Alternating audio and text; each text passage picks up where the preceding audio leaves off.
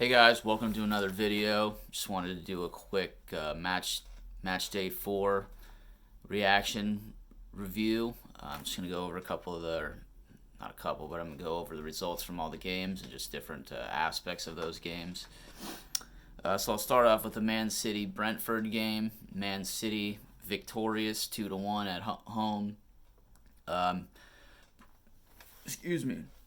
Johan Wissa with an early goal in the first minute made it look like Brentford might actually have a chance to get something out of the game. Maybe not. Maybe scoring that early against Man City doesn't really mean much. But Erling Haaland ended up scoring 2 more goals to give Man City the win in that one. So he now has 9 goals in 4 games, which is pretty insane. How many goals you guys think he's going to get this year? Let me know in the comments.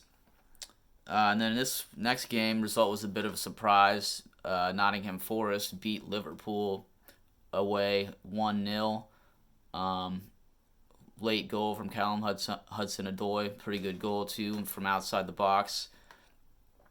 That game's a little bit of a surprise result. I wonder how Liverpool is going to fare in the top 4 title race after that loss. I still think they're pretty good. I still think they'll probably get top 4. I was always a little skeptical how much they were going to compete for a title with a new coach, but still a long way to go, so we'll see. Then Brighton and Ipswich Town tied 0-0. Brighton had 21 shot attempts, came very close a couple times, although Ipswich Town came close to scoring well as once. I think one of their players, Liam Delap, hit the post in the 55th minute, but other than that, it looked like Brighton, for the most part, dominated possession just in shots, just couldn't quite put it in the back of the net. And then Tottenham Arsenal game, Arsenal won, Tottenham 0. Arsenal may be a little bit fortunate to get something out of that game. Didn't really create a whole lot. Got their goal on a set piece. If you want to watch a more detailed review of that game, you could watch my other video. So, again, if you're interested in that, feel free to check it out. Wolves versus Newcastle. Newcastle 2, Wolves 1. Based on what I saw in the highlights I watched, this was probably the most entertaining game of the week to watch. Statistically, it was a pretty even game. Wolves scored first. Mario Lemina scored in the 36th minute on a nice little dummy by João Gomez. And then Newcastle came back in the second half with 2 late goals, one by Fabian Schär and another by Harvey Barnes. Harvey Barnes' goal was another pretty good one. Nice little curler into the top corner from outside the box. Aston Villa Everton. Aston Villa 3, Everton 2. I got to feel a little bit bad for Everton so far this year. They blew a 2-0 lead twice now. The winner for Aston Villa coming from John Duran in the 76th minute. If you saw it, a lot of people seem to think that goal could be a nomination for goal of the season. And from what I've seen so far, I'd have to agree. It was a pretty incredible goal from well outside the box. Chelsea beat Bournemouth 1-0. Chelsea dominated possession, although Bournemouth outshot Chelsea 19-10. What was interesting about this Chelsea goal, it's the first one I've seen so far this season where Cole Palmer wasn't involved. So that's got to excite Chelsea fans a little bit to know that they can score without Cole Palmer being involved. And I think, if I remember correctly, Christopher Nkunku, the guy who scored, came off the bench to put the ball in the back of the net.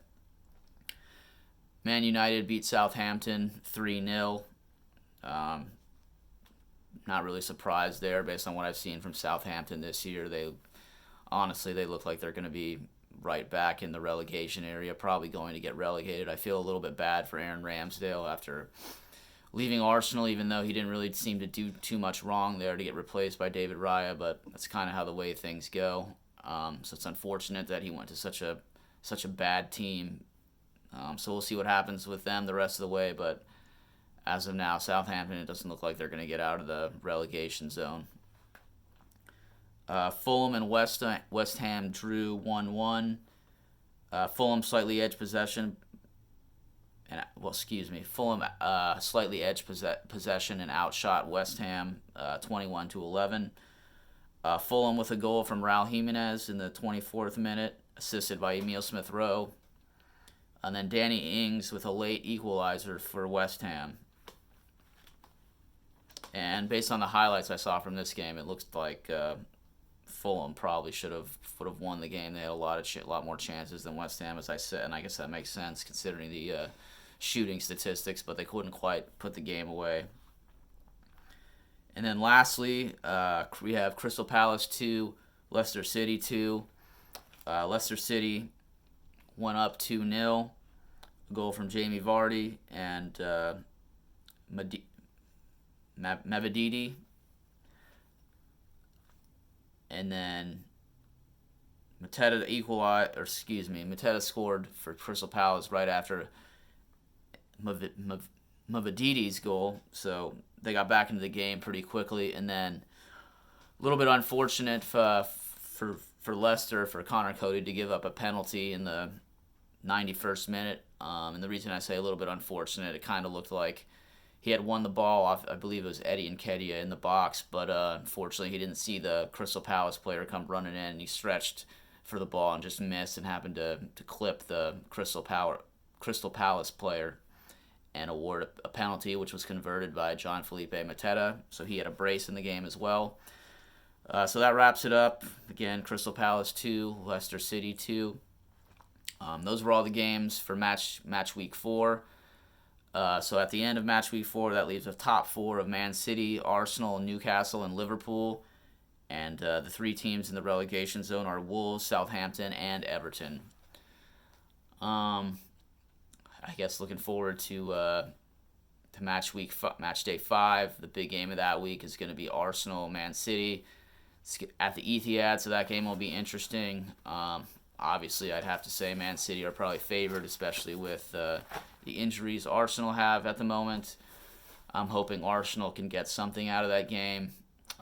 Definitely going to have to play better than they did against Tottenham, I think, because Man City has players that are actually capable of finishing. Erling Haaland comes to mind in particular, 9 goals in 4 games, which is crazy. So yeah, I think when I looked ahead, that was the big game next week. I'll probably put out another video a little later this week for the Arsenal Champions League game against Atalanta. But other than that, thanks for watching. If you like this video, feel free to leave a comment, subscribe. Again, I'd like to get some discussions going about some of this stuff. So like I said, feel free to leave a comment.